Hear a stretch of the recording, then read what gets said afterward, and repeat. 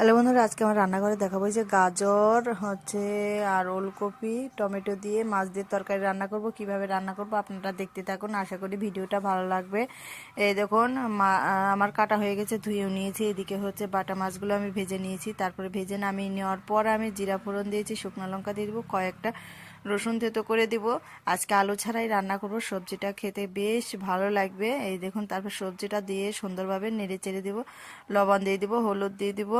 তারপরে দেখুন ওই যে নেড়ে চেড়ে নিচ্ছি। এখানে নিয়ে নেব কালো জিরা, আদা, কয়েকটা রসুন আর হচ্ছে কাঁচা লঙ্কা বাটা।